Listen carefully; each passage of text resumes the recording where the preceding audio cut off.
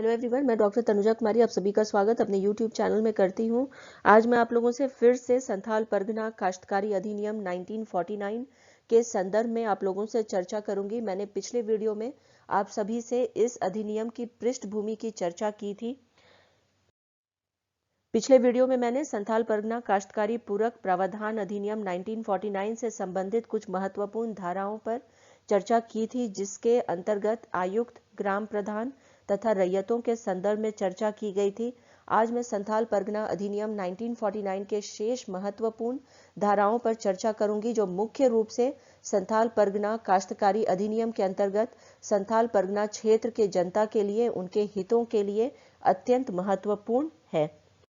धारा 13 की यदि हम चर्चा करें तो इसके अनुसार यह स्पष्ट किया गया है कि कृषि उपयोग के लिए रैयत के क्या अधिकार हैं तथा इस अधिकार के अंतर्गत वह अपने भूमि पर स्थानीय प्रचलन या रीति रिवाज के अनुसार कृषि कार्य कर सकता है।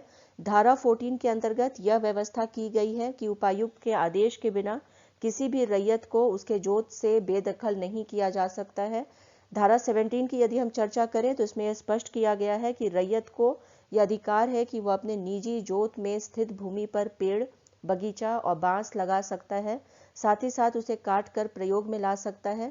इस संदर्भ में हमें ध्यान रखना है कि महुआ के वृक्ष तब तक नहीं काटे जा सकते हैं जब तक कि इसके लिए सब डिविजनल ऑफिसर से अनुमति प्राप्त नहीं कर ली गई हो।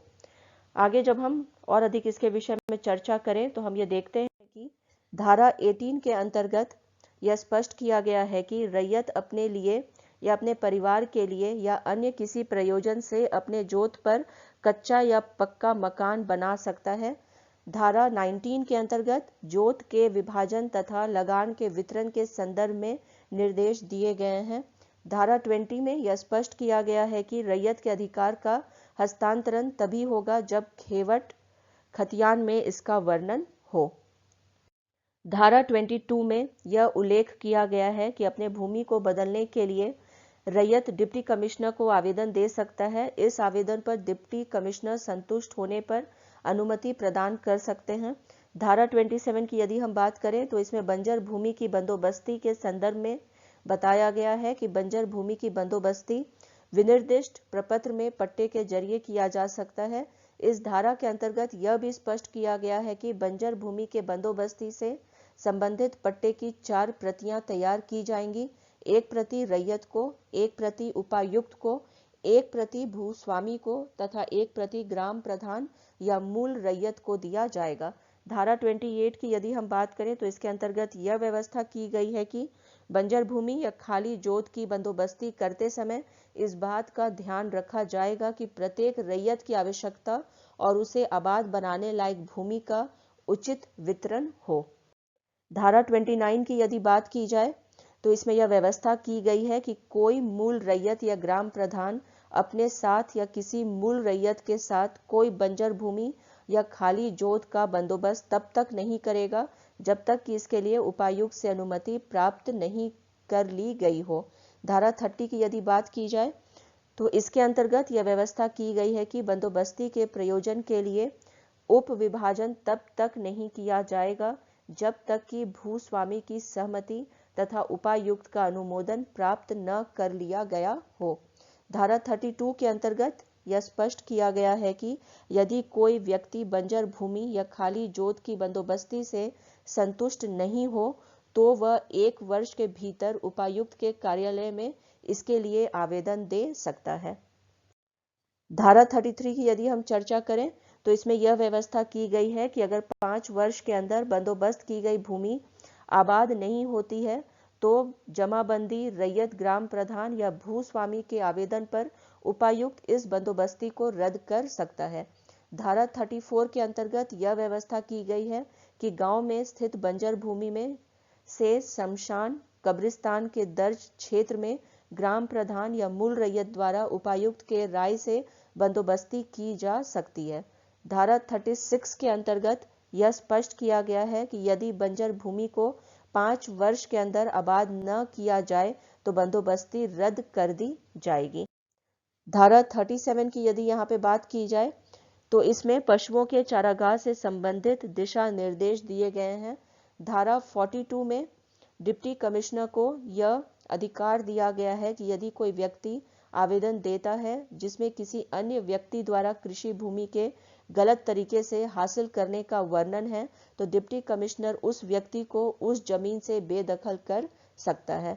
धारा 45 की यदि बात की जाए तो इसमें लगान की रकम को चुकाने के संदर्भ में यह निर्देश दिया गया है कि रैयत अपने जमींदार को, ग्राम प्रमुख को या मूल रैयत को लगान की रकम डाक, मनी ऑर्डर द्वारा भेजकर चुका सकता है। धारा 47 की यदि हम बात करें तो इसके अंतर्गत यह व्यवस्था की गई है कि जमींदार या उसका एजेंट या ग्राम प्रमुख या मूल रैयत लगान प्राप्त करने के बाद लगान और उसके ब्याज के लिए निर्धारित प्रपत्र में रसीद बनाकर तैयार करेगा। धारा 50 के विषय में यदि हम चर्चा करें तो इसमें डिप्टी कमिश्नर को यह अधिकार दिया गया है कि वह विशिष्ट कारणों से लगान में कमी कर सकता है यदि वह संतुष्ट हो जाए कि किसी कारण बस उपज में कमी स्वाभाविक रूप से आई हो। धारा 54 की यदि चर्चा की जाए तो इसके अंतर्गत प्रक्रिया के संबंध में राज्य सरकार के द्वारा नियम बनाने के अधिकार के संदर्भ में बताया गया है।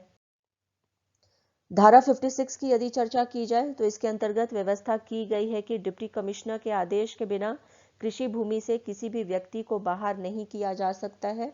धारा 57 में यह व्यवस्था की गई है कि इस अधिनियम के द्वारा दिए गए किसी आदेश के विरुद्ध अपील किया जा सकता है।